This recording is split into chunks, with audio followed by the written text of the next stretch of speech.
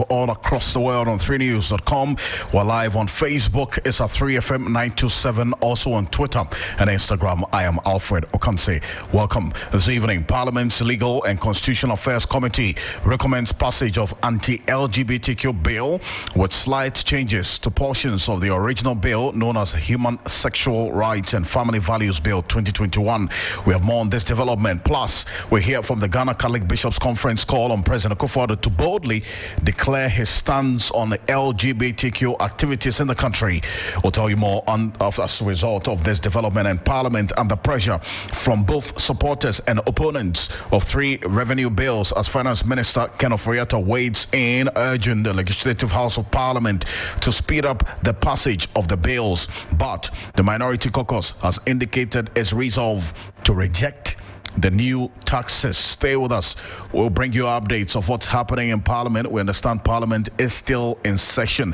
MPs are currently sitting on matters arising. Stay with us here on Hot Edition on 3FM 92.7. We'll give you updates live from Parliament. Our parliamentary correspondent Komla Kluche will join us shortly. And also, Dumso looms as Ghana Gas shuts down a turbo gas plant for maintenance. We'll tell you if indeed this fears that many of you have been expressing across all social media platforms will come to fruition or not, and hear directly from the Ghana Gas Company Limited about the specific impact of this maintenance of the Atuabo gas plant. Stay with us here on Hot Edition on 3FM 92.7. Let's get into the details now.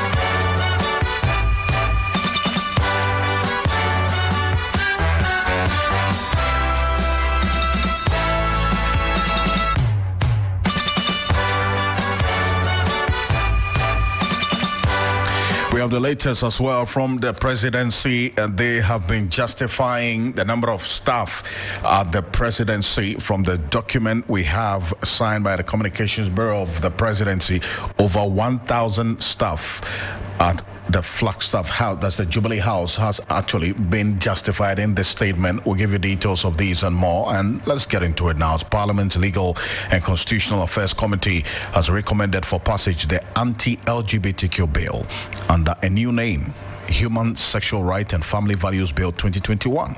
The committee in its report says it has considered the opinion of the Attorney General and factored it into its report. The human rights of all persons must be respected. Now, the legislation aims to provide for proper human sexual rights and Ghanaian family values. It also seeks to prohibit same-sex relationships and any activities related to LGBTQ+, including advocacy. The piece of legislation also prescribes jail terms for offenders. Now, the bill, which has been with the Legal and Constitutional Affairs Committee of Parliament for fine-tuning, recently generated another controversy following comments by President Akufo-Addo during the visit by the Vice President of the United States of America, Kamala Harris, at the Jubilee House a couple of days ago. It's going through the Parliament. It's going through the Parliament. The Attorney General has found it necessary to speak to the committee about it regarding the constitutionality or otherwise of several of its provisions, and the Parliament is dealing with it. At the end of the process, I will come in. But in the meantime, the Parliament is dealing with it. And I have no doubt that the Parliament of Ghana will show, as it's done in the past, first of all, its sensitivity to human rights issues, as well as to the feelings of our population, and will come out with a responsible response. That's President Akufo-Addo a couple of days ago when the question was asked by an international journalist when the Vice President of the United States, together with him, addressed the press at the Jubilee House. That comment you just heard from the President elicited angry reactions from the Speaker of Parliament, Alban Sumana Kingsford-Bagwing, a day after. Take a listen.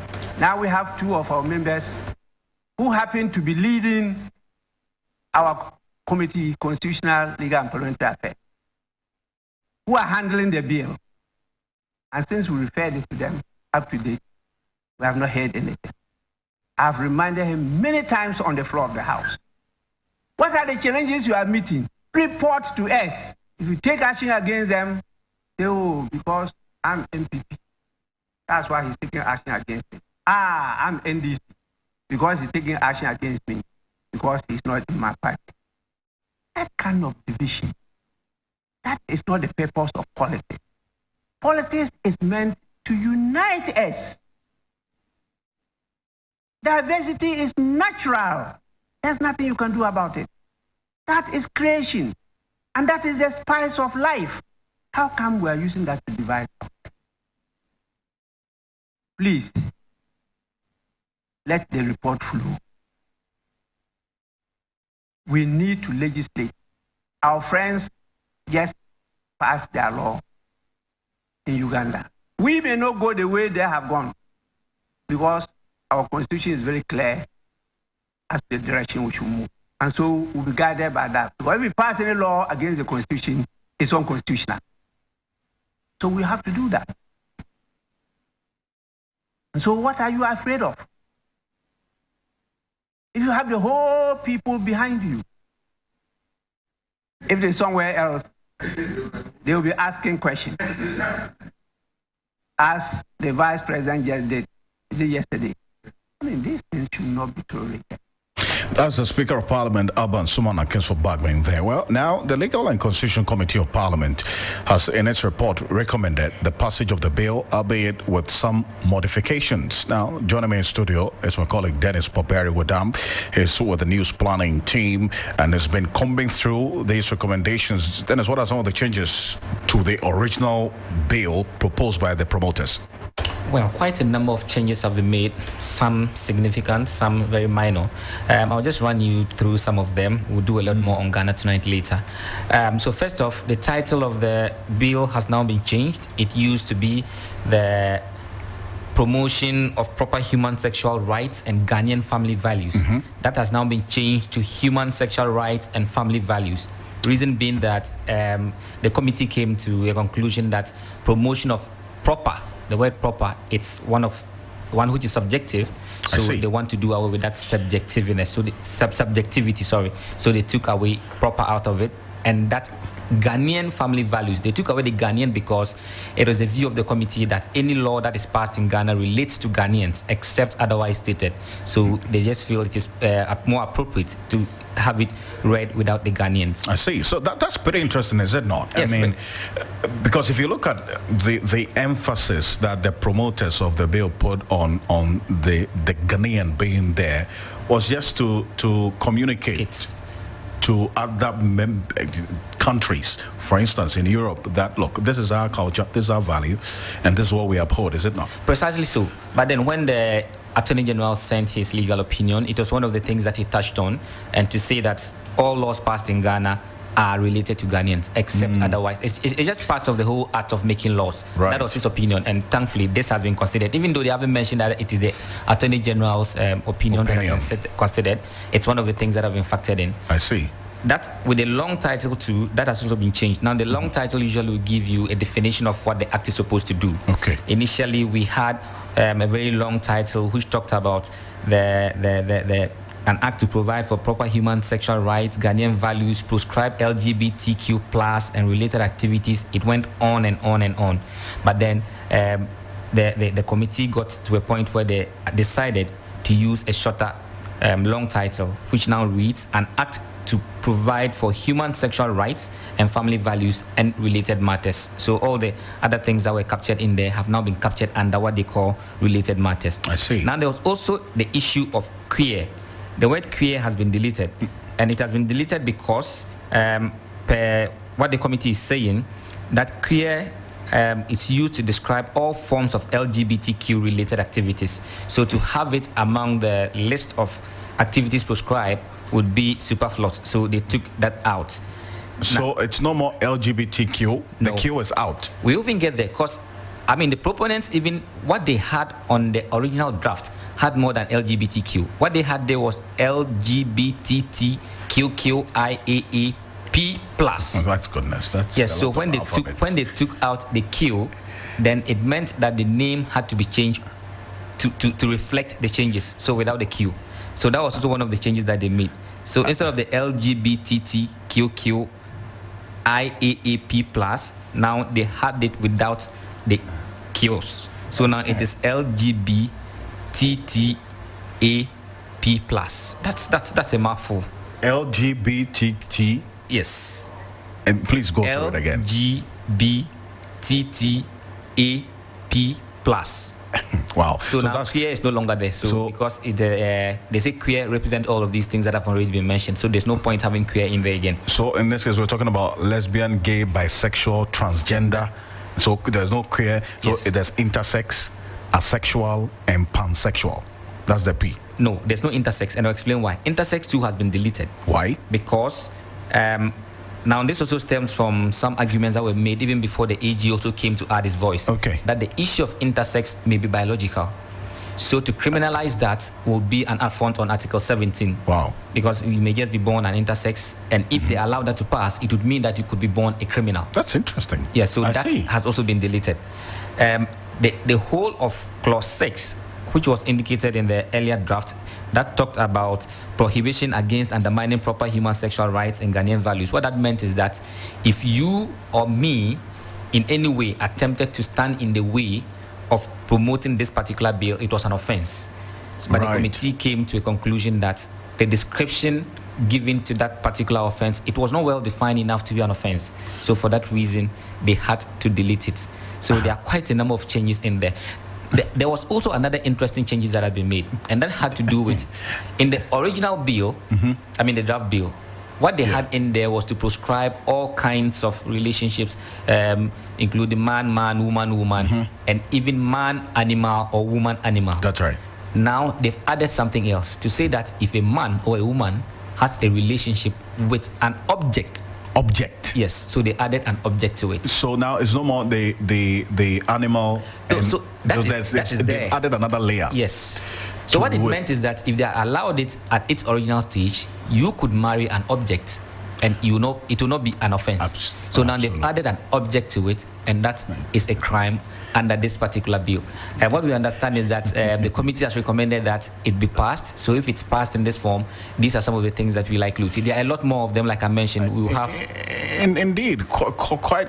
But for the person who's listening, the question is, what will be the material effect be on the objective of this bill, which was to, put some laws or legalize our opposition as a country to LGBTQ activities? Well, so the proponents have argued, and it's out there already. They contend that what we have in our criminal code, especially under Section 104 of the Criminal and Other Offences Act, it's not expansive enough to be able to deal with the activities of LGBT. In there, you only have it talk about criminalizing unnatural carnal knowledge. They think that the activities we see today span beyond just unnatural carnal knowledge. It is the reason they want to have a law that is specific and detailed enough to be able to address all the things that arise out of the issues of LGBTQ, or if I may, all the letters I gave you.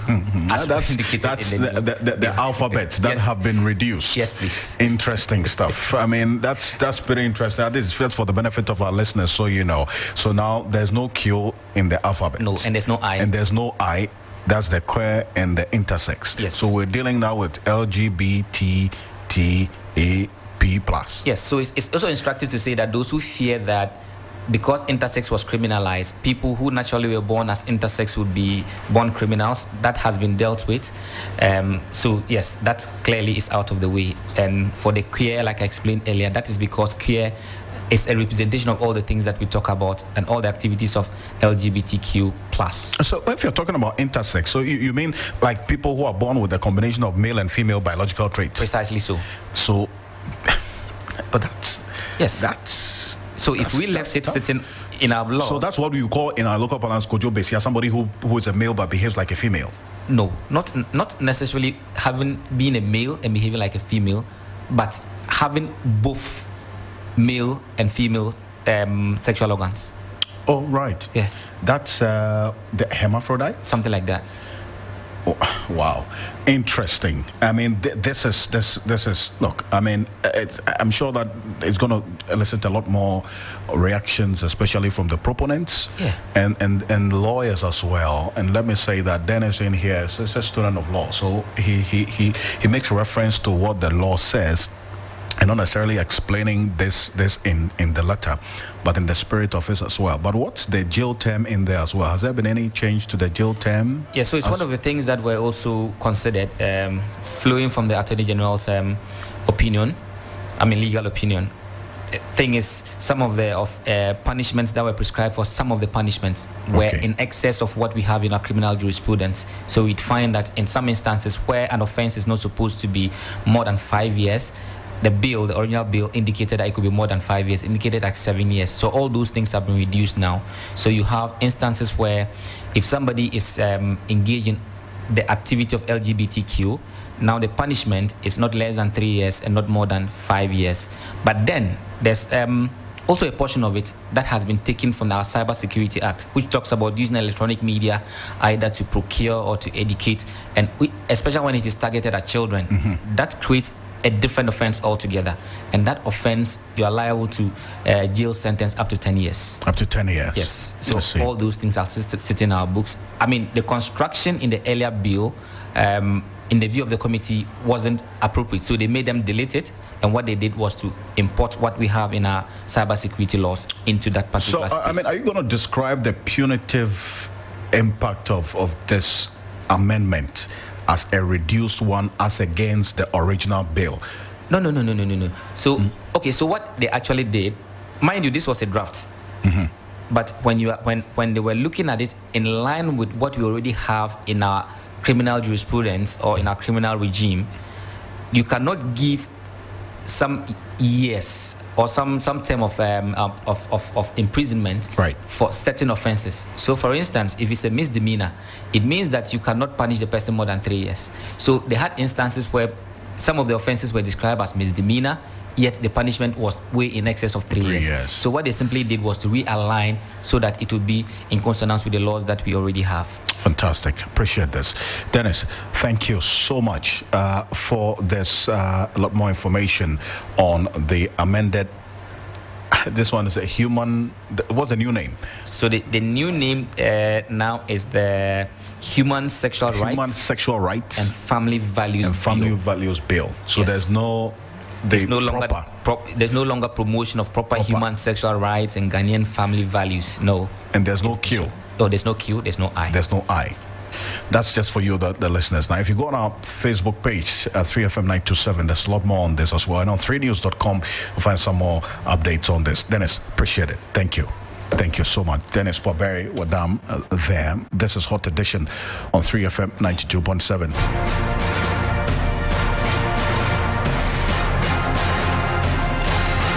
Well, the Ghana Catholic Bishops' Conference has expressed concern over recent comments by President Akufo-Addo on this same matter of the LGBT activities. So now, as we do know now, our law, as it stands, from what Dennis just gave us, what the committee has now considered, has taken out the Q, which is the queer, and then the intersex. So the current proposal by the committee is on LGBT activities. That's the lesbian, gay, bisexual, transgender, asexual, and pansexual plus, but nothing to do with the queer and others. And Dennis has given the detail. But the president of the Catholic Bishops' Conference, Most Reverend Bishop Yao Jemfi, says he believes President Akufo-Addo should have spoken more boldly to represent the views of the Ghanaian people who have expressed their opposition to the legalization or otherwise as of the LGBT activities. He says Ghana must reject the $139 million U.S. assistance if LGBT is a conditionality. But stay with me on this, shall we? Let's go on to the telephone now. Most Reverend Philip Name is the immediate past president of the Catholic Bishops' Conference and the current Archbishop of Tamale. Most Reverend Philip Name, thank you so much for joining us on Hot Edition on 3FM 92.7. Now, you also agree that the president should have been explicitly clear on the position of the country on the LGBTQ, regardless of what was happening in Parliament? I definitely do. For me, it was a very big disappointment to listen to the president to do as if he's not aware that Ghanaians are I would say, almost 100% against this menace of LGBTQ plus and all that. It is not. It doesn't rhyme with our culture in any dimension at all. And we can even say that it is a sickness. So for a president to do as if he doesn't know what his people want, because he hopes thereby to get money from some outsiders, for me it is shameful. It is very shameful what Akufo-Addo said about LGBT. But if you look at it, Most Reverend, he's saying that the ball is in the court of Parliament now, and all the previous presidents who were explicitly clear on this matter, the late John Evans Tamils, and in fact there's a quote that has been made reference to John Mahama, and then President Akufo-Addo himself, on the 21st of March 2021, he was clear that this will not be legalized under his watch. The argument now is that because there's a process ongoing in Parliament to put a law to our abhorrence of this act, he says, well, Parliament is on it, so I'm waiting to see Parliament do a good job. What exactly is wrong with that?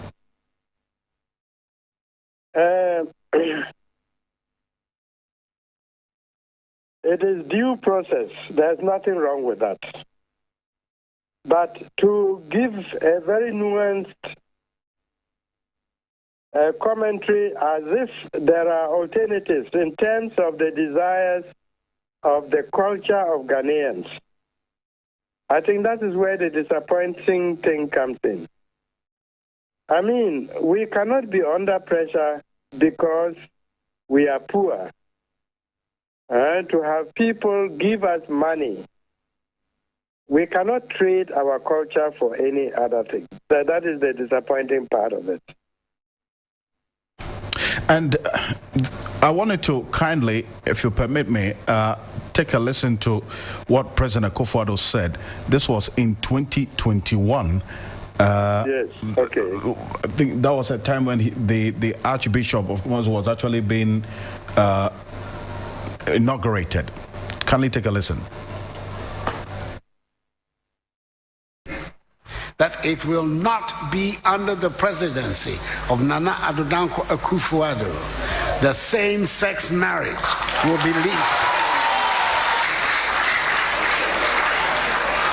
The same-sex marriage will be legalized in Ghana. It will never happen in my time as president.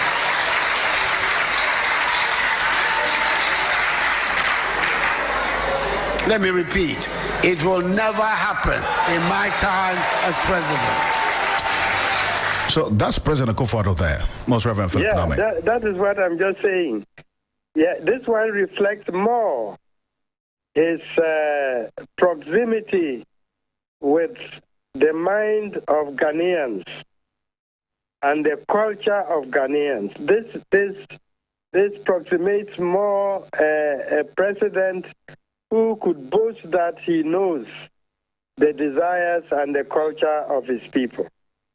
The recent one to the hearing of the American vice president is very compromised, is very much compromised, and that's what we thought there's something wrong with that. So would you agree with those who also say that if he had made this same statement I just played when this process is ongoing in Parliament, he would have already gone ahead of Parliament and not given regard to the process in Parliament? Your thoughts on this? Well, once the process has started, for me, it's important that in terms of fairness to those members who live in Ghana, to see that nobody is hunting out for them or nobody wants to victimize them. Let due process take its course. And then when it is legalized against them, then we see that a fair trial was given also to them. So in the culture abhors it, and as a democratic state, they are not just saying, "Oh, no place for LGBTs." No, it is not done like that. But there's a process which was initiated, and it is gone through. There has been a hearing. We all have been questioned severally, and we took our time and reflected what both culture and state, as well as our church traditions, various church traditions, enjoin us to believe and live out. So this is what we're saying. We're not just trying to shout that if you are LGBT, there's no place for you in Ghana. But it cannot be our axiom. It cannot be something that we live by. I see. Now, this now is in the Court of Parliament. What would you expect of Parliament, Most Reverend? Well, we will expect that Parliament should pass it as law. That's all. And by the way, before it comes to that, the framing of the law was very much scrutinized, that no part of it contradicts human rights. And that's part of the democracy too. Lots of questions were asked about it. If you do this, is it not against the human rights of this and that? And we as churches, we have also made statements to that effect. For example, if you would say,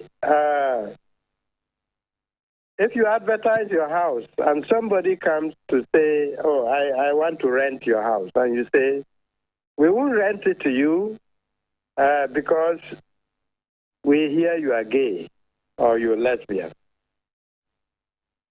We have to, unfortunately, agree that this will amount to discrimination. It will amount to discrimination. And that's where we agree that just because someone is gay or lesbian, he should not be discriminated against when it comes to fundamental human rights. We agree with all of that. But all the same, for example, people asking for various churches for a blessing of homosexual unions. First of all, it's not marriage. It's not marriage. It's a misnomer to call it marriage when you have a man living with a man. It's not marriage. God himself, who created man in sexual differentiation, that means as man and woman, ordained that when it is marriage is an issue between a man and a woman. You cannot have a man marrying a man. Even the Creator did not intend it like that.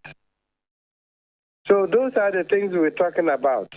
But when it comes to very basic expressions or enjoyment of basic human rights, we also agree that people should not be discriminated against because they have a particular or other orientation. So that's what we are saying. It's not as if we are just all out to have a particular people with particular orientation discriminated against in everything. It's not like that. Most Reverend Philip Name, I thank you so much for your thoughts on this. You're welcome. And have a good one. Yes. Most Reverend Philip Name is the immediate past president of the Catholic Bishops' Conference and the current Archbishop of Tamale there. Bishop S.N. Mensah, the Samuel S.N. Mensah, is the former president and chairman of the Board of Trustees of the Full Gospel Church International. He also had a few thoughts to share on this as well. president should represent the culture of the people, must represent the beliefs of the people, must represent the values of the people. So when I find a president or you see any president, it must be the embodiment, one, of the belief, the faith, or the culture, especially the belief and the values of the society. The president must be an embodiment of it. I see. Bishop, so if you've been watching, you saw that video I just played. So that's Bishop S.N. Mensah. I want his thoughts on this. Stay with us here on Hot Edition on 3FM 92.7. We're also live all across the world on 3news.com. We're live on Facebook, Twitter, and Instagram at 3FM 927. We're streaming live there now. Keep your thoughts coming in. The call by the Finance Minister, Ken Ofori-Atta, is charging Parliament to act right by speeding up the passage of the 3 revenue bills. This particular call comes in the wake of a push back from the business community and organized labor against the passage of the bills, describing them as unjustified and burdensome. But the Finance Minister is of the view the approval of the bills will help government mobilize revenue to help its transactions with the International Monetary Fund for a bailout. Ken Ofori-Atta was speaking at the official launch of the tax clearance certificate rolled out by the Ghana Revenue Authority earlier today. 3 exciting new initiatives. And let me really further acknowledge the President, the Vice President, for joining us today with his busy schedule. The last time I heard the President refer to him in Parliament, he called him Eve Baumia. So here we are at the right time. Thank you very much indeed. So we have, as the Commissioner said, launching the Electronic Tax Clearance Certificate, the Tax Compliance Short Code, and the Tax and Good Governance Month, so as to promote good governance and encourage tax compliance. And all of this leading to GRA's key issues of people, technology, and service, and how to make sure that these lead to where we want to get to. So these initiatives will make tax compliance easier. It will increase revenue collection, promote transparency and accountability, and enhance our competitiveness as a nation. Over the years, we've seen a significant shift in how businesses operate and people conduct their daily lives. That enables us to be able to identify the companies that are registered here. Ghana.gov, a portal, one-stop shop for accessing government services, has brought enormous resources to us.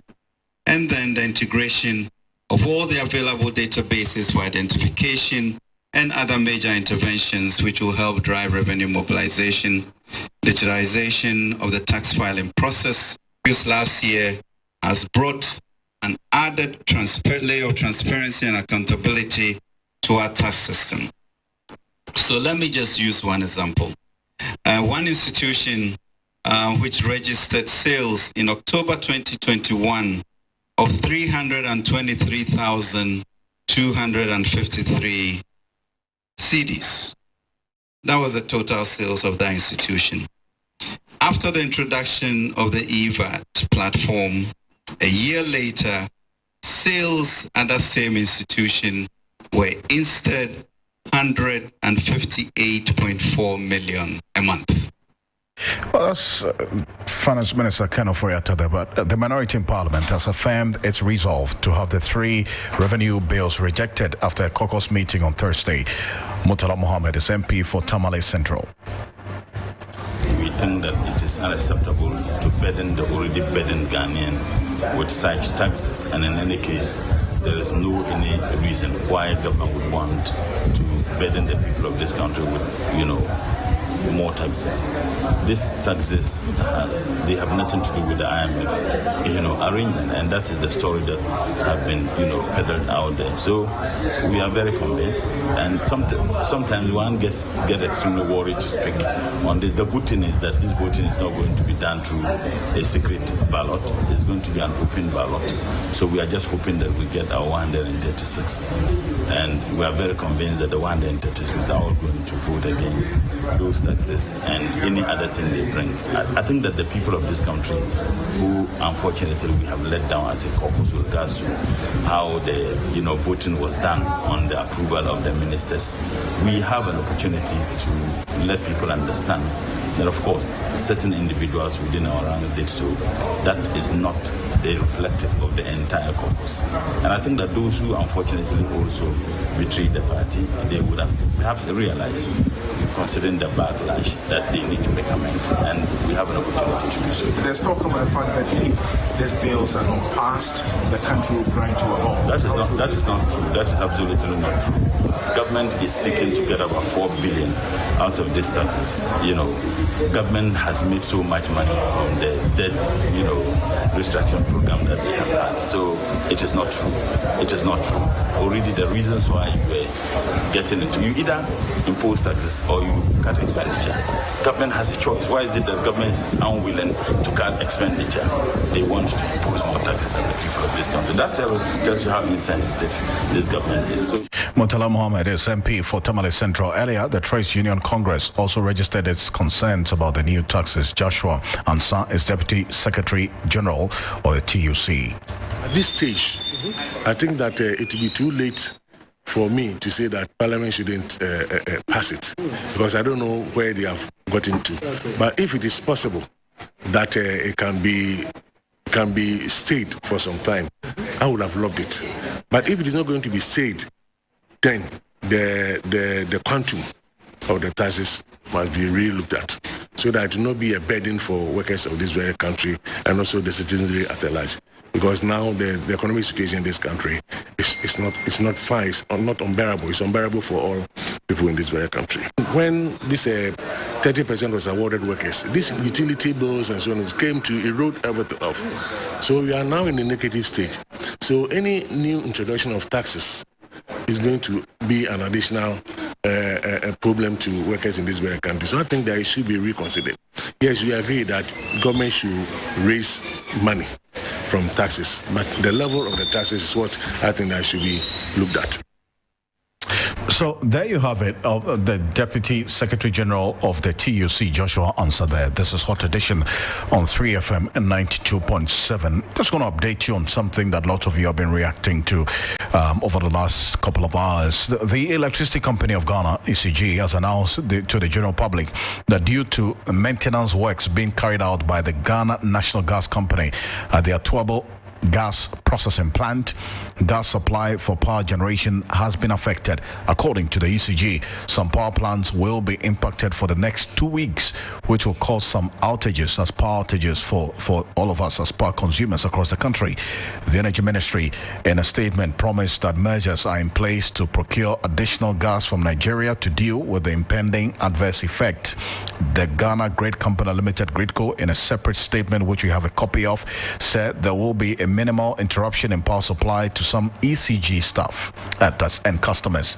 The statement added that ECG will therefore issue an outage timetable by Friday, 31st of March to inform customers accordingly. So that's the information that we have from the Ghana Grid Company Limited, indicating that there's going to be minimal interruption of power supply to some ECG customers. So by tomorrow, we'll get the details of exactly how this is going to play out and which areas are going to be affected by the impending power outages as a result of the maintenance being done on the Atuabo gas plant. 3 former staff of the Electricity Company of Ghana and 7 others who are prepaid vendors of the company have been arraigned for counts of stealing money and money laundering for allegedly selling prepaid credit without accounting for the funds and sharing the money amongst themselves to the tune of 2.1 million cedis. According to the facts of the case, the first accused person, Ali Nancy Shaibu, who was a computer programmer at the ICT department of ECG at the headquarters, acted in concert with the other accused persons to sell prepaid credits and share the money without accounting for them.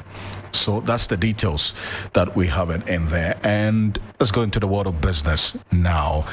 And Sani Abdul Rahman is joining us with the latest in the world of business. What is Fitch saying about the amount of loans that will be available to businesses as a result of the domestic debt exchange program? Well, I've heard quite a bleak picture for the business community, because we know banks were kind of putting much of their monies into government assets, and that has led to their high exposure and the losses they have incurred from the domestic debt exchange program. We are learning this afternoon from Fitch as it forecasts that this will even be dire for businesses, because banks will not want to expand their loan books because of the uncertainty. They will want to hold on to the capital they have and the funds that they operate with. So that means essentially businesses will not have enough as far as loans are concerned, and that means they will not be able to expand if they do not find alternative source of financing. Alfred, we'll see how things play out. What the details do we have? Of course, we're telling you more, and also we are learning this evening that the Bank of Ghana is sounding a warning to us all, those of us who are not using the new coins that is in circulation. I don't know the last time you used it to buy the 1 cedi coin. The 1 peswa and the 5 peswa. No, is the 1 peswa still in circulation? No, I'm referring to the 5 peswa. 5 peswa. Yeah, that looks quite smallish, and I don't know. I don't remember the last time I saw it though. If it's not in circulation that much, you can't blame us for not using it. I need to see it to use it. I mean, anyway, but yeah, let's get into what you have, shall we? Well, thanks so much for your time on the business segment this evening. We start from ratings agency Fitch, as it expects loan advancement to businesses and households to fall significantly as the domestic debt exchange weighs on commercial banks. According to Fitch, Ghana's client loan growth will ease from 30.2% in 2022 to somewhere 18% in 2023. The rating agency said the high interest rates, high inflation, cedi volatility would stifle economic growth, and therefore banks will likely not give many loans. Already, banks have largely preferred investing in government assets compared to giving loans to businesses as they seek to limit their risk exposure. But the domestic debt exchange has caused the financial institutions across board to record losses, and of course this is what they were running away from, but it has caught up with them. Meanwhile, a senior lecturer at the Gimpa Business School warns that productivity would slow if loans advance to banks, which is already low, further drop. Dr. Ebenezer Bugrianafo said such a situation could undermine the entire economic recovery. Ghana's economy is a bank-based economy where the banks that provide a large chunk of the private sector funding. Now that businesses will not be able to have or get access to loans from these banks, we expect productivity to slow down. There will be job losses as well. So to avert these things, unless these businesses get alternative sources of funding, if they don't, and it is going to be, banks is going to be the only source of funding, we expect businesses to struggle. Some of them are likely going to close down, and there will be job losses and all that. The alternative source of financing could be peer-to-peer borrowing, like the businesses borrowing among themselves at rates that are even cheaper, just like the way banks do. Sometimes banks also borrow among themselves. Then these businesses could also have crowdfunding. Crowdfunding is also another source of raising capital, where it's an online platform where individuals could contribute to this startup or already established SMEs to take advantage of. Dr. Ebenezer Bugrianafo is a senior lecturer at the Gimpa Business School. Now, let me take you to the equity market because some equities on the Ghana Stock Exchange are rebounding after the market recorded a negative growth last year despite the lingering uncertainty. The development, according to the managing director of the exchange, is signals that investors want to explore stocks as a means to diversify their portfolios. Mr. Abenamwa said such positivity would help grow the equity market while enhancing access to long-term capital for the private sector. Our investors are again looking at the equities asset class. So there's been a lot of interest in MTN shares. There's been a lot of interest in the petroleum sector. There's been a lot of interest in the agriculture sector led by Ben's Oil Palm. We have one gold-backed ETF from South Africa, New Gold. There's been a lot of interest in that as well. So we are seeing investors looking at the equity sector or the equity segment of the market as an alternative, as somewhere to not put all their eggs in one basket, but also to look at that. For us, our aim, as I keep saying, is to diversify the market, is to diversify the companies, is to bring more companies here. Abenamwa is managing director of the Ghana Stock Exchange.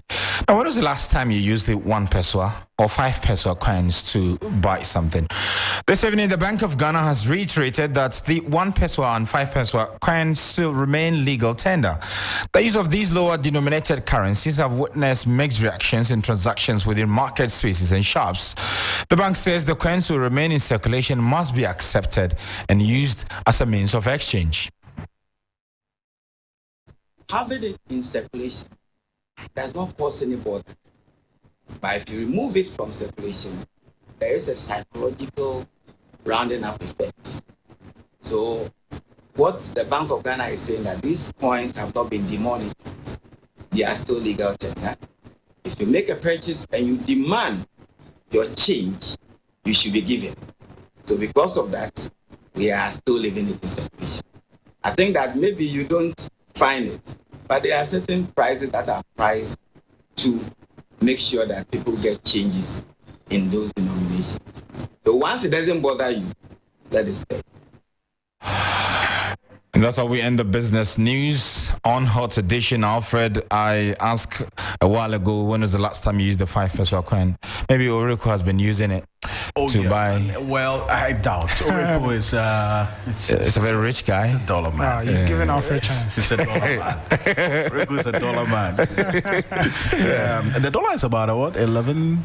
Yeah, it's dropping. It's dropping. Yeah, and we want to see it drop further. On one hand, quite some good news. On the other hand, for people hoarding the dollars like your good self, it's bad news because it will be giving you nightmares. Well, amen to the holding of the dollars. If there's anything we want to break the 8, is the dollar. But guys, anyway, Oreko, what do you have in there? Well, there was Ghana Premier League action earlier this afternoon between defending champions Asante Kotoko and Legon Cities. Now, despite the Porcupine Warriors taking an early lead in the game through a penalty converted by Richard Boedu in the 20th minute, Legon Cities pulled level with just 20 minutes left through a goal from Alex Asso.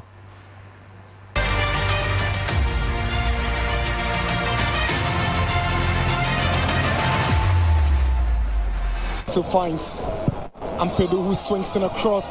Koji heads it, and Legon Cities have grabbed the equalizer. Alex Asso from the bench. He scores for Legon Cities to draw level. It's 1-1. He's surprised. That's Kotoko's communications director.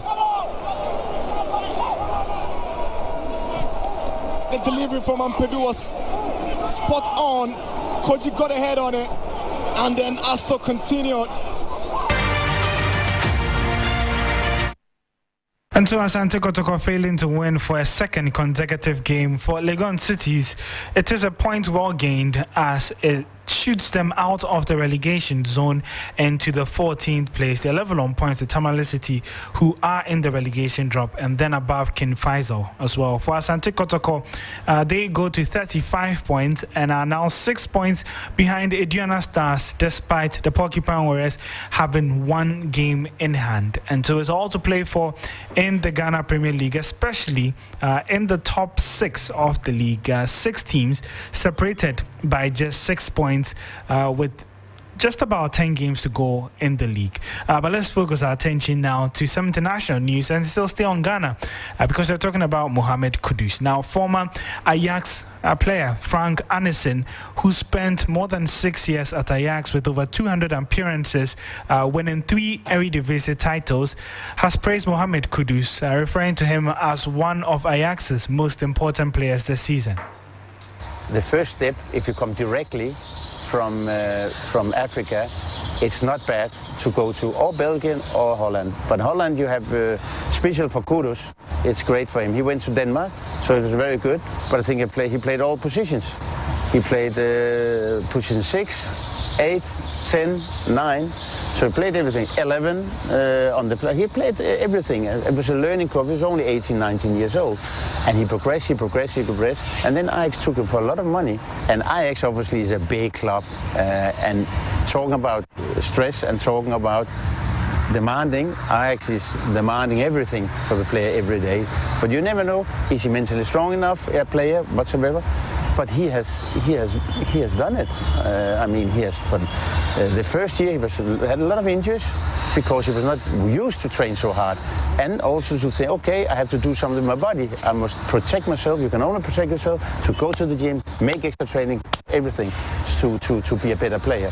And you see now the last year he has the World Championship, and if you have seen him, he's growing, and now he's probably one of the most important attacking players from Ajax.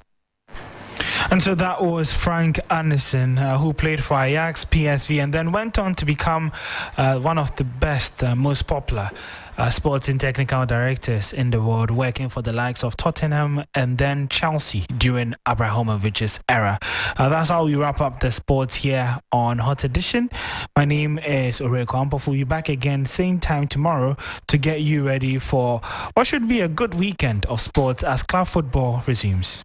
Indeed. Club football resumes. Arsenal is playing with team again this weekend? Arsenal playing against Leeds, but there's Man City Liverpool first game of the weekend, 12:30 p.m. Saturday. Oh, good stuff. Yeah. Who is your money on?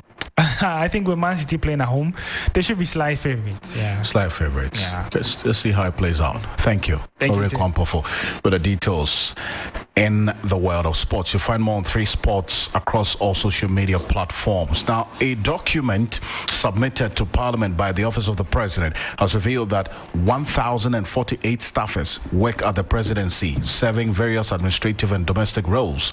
The report submitted to Parliament is in accordance with Section 11 of the Presidential Act 1993, Act 463.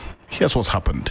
The report covers 3 key areas, namely the number of presidential staff employed at the Office of the President during the period, the ranks and grades of these staff, and employees of the public services assigned to the Office of the President.